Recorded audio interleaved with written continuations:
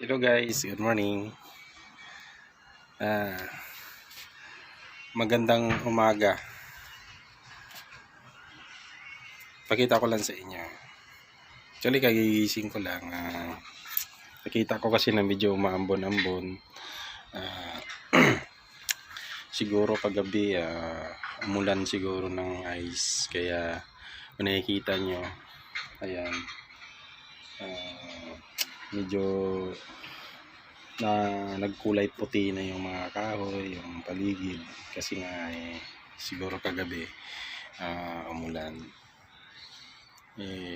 Pagising ko, naisip ko na ipakita sa inyo kung anong itsura. Actually, umaambon pa siya ng medyo pino na ice, pero hindi siya makikita sa siguro hindi makikita sa video kasi masyadong pino yung ice. So ayan guys, yan na yung magiging itsura. Kung dati napapansin nyo, di ba? Green na green yung mga kahoy, yung paligid napakaganda kasi masyado siyang madahon o masyadong makapal yung dahon, yung green na green yung paligid. So ngayon guys, tingnan kung nakikita nyo, ayan na yung itsura niya. Kahit sa baba, andito kami sa 8th floor. So yan ang itsura niya.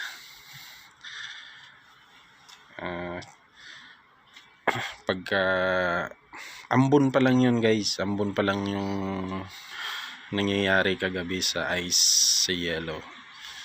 Ambon pa lang yan, ganyan na yung itsura niya. So how much more kung talagang bumubuga na siya, yung kumbaga bumubuhos na yung ice talaga. So imagine kung gaano nakalamig. So ngayon nga guys, medyo malamig na siya. Kung nakikita nyo yung suot ko ngayon, ano na siya, makapal na, nagdoble-doble na yung suot ko ngayon. So ayan, kita ko lang sa inyo.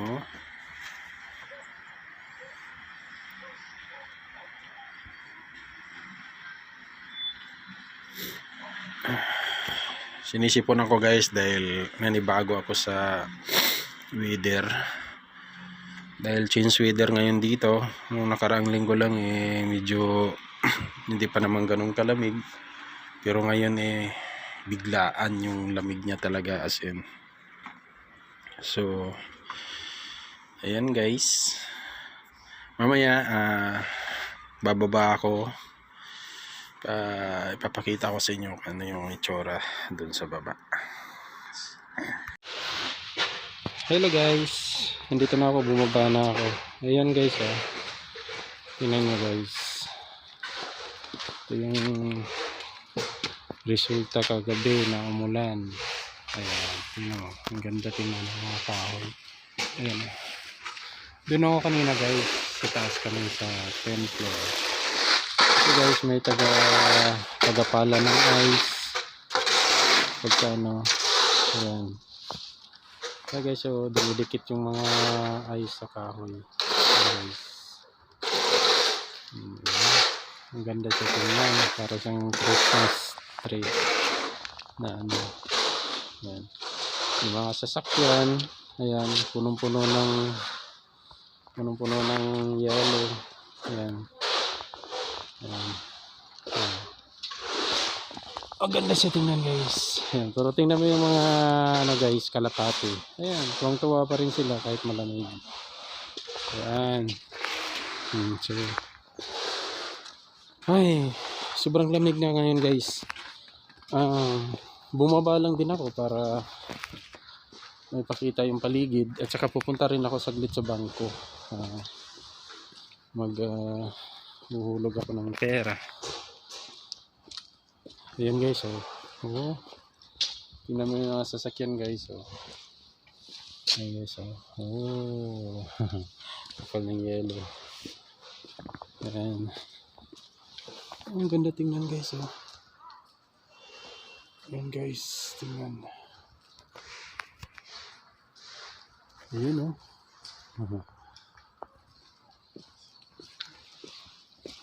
Guys, tingnan mo yung ano guys. Oh. Ganda tingnan ng ano guys. Balot na balot siya sa yellow. Ganito yung nature ng Russia guys. So ito, dito tayo dadaan. Actually guys, itong lugar na to nakikita niyo na to sa ibang mga vlog ko eh. Ayan. Guys.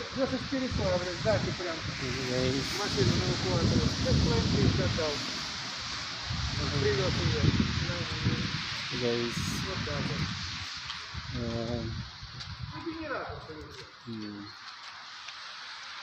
Yung paligid na yung building nito, yan. Diyan kami nakatira. Uy. Tingnan nyo guys. Medyo ano yung daan. Kailangan ingat-ingat sa daan kasi madulas at saka maraming yellow na hindi rin siya minsan mag-iingat kasi yung ibang yellow guys na pag hindi siya napapala kaagad ng mga tagalinis tumitigas.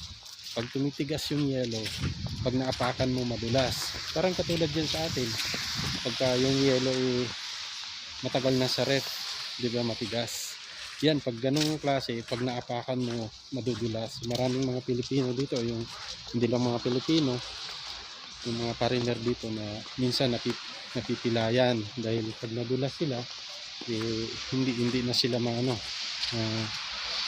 na ma-out balance pag nadulas, kaya ganun.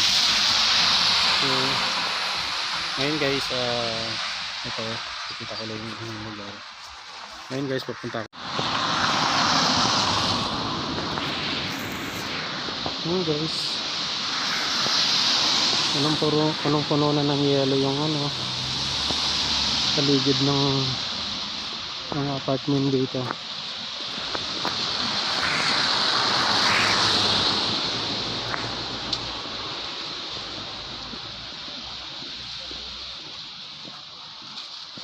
Matapansin nyo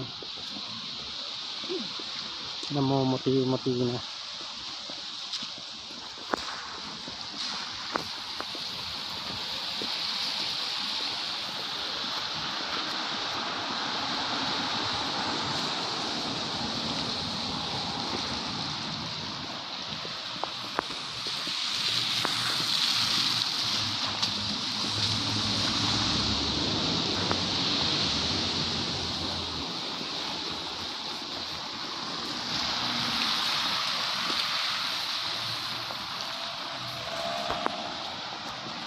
Ito yung delikado guys yung mga ganyan pag napakan mo yan madulas yun. Yeah.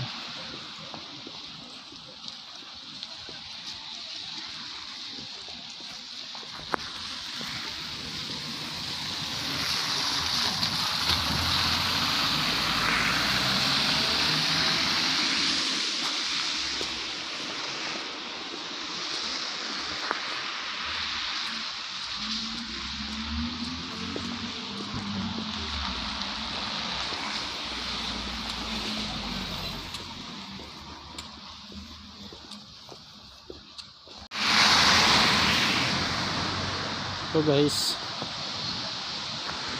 ikot lang sasakyan guys nabalot na ng ice.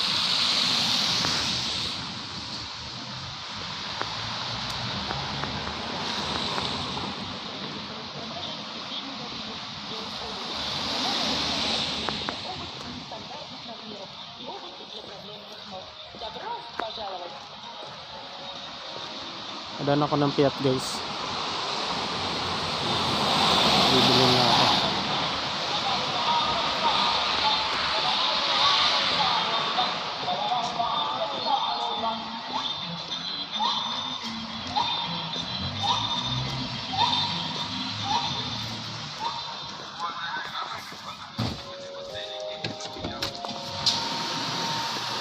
sa bangko.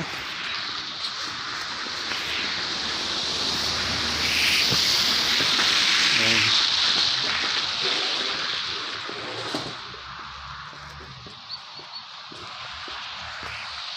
Pakita ko rin sa inyo yung bangko dito.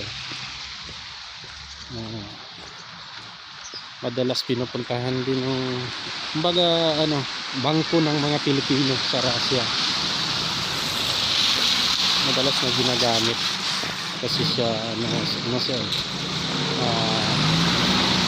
friendly yung bangko na to. Hindi mahigpit yung mga requirements kung kukuha ka. Hindi ganun. Although marami din naman bangkong ganun, pero mas mabilis kasi yung mas mabilis tong Sberbank kung tawagin, Sberbank. At saka international to, mayroon sa Europe, America, ganun.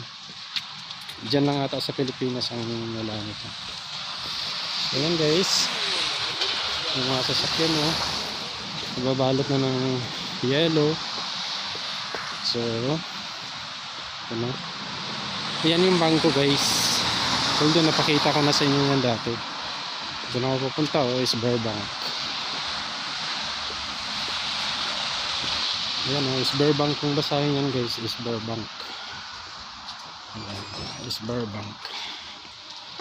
Dito ako pupunta. Patayin ko muna saglit. Hello guys, so ito na guys, natapos ko lang, so palabas na tayo. Okay, thank you Lord.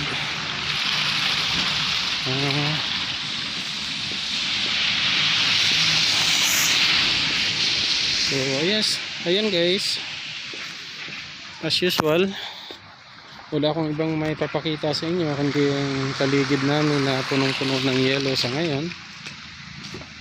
Ayan, medyo maputik kasi kaumpisa pa lang. Ayan yung dating mga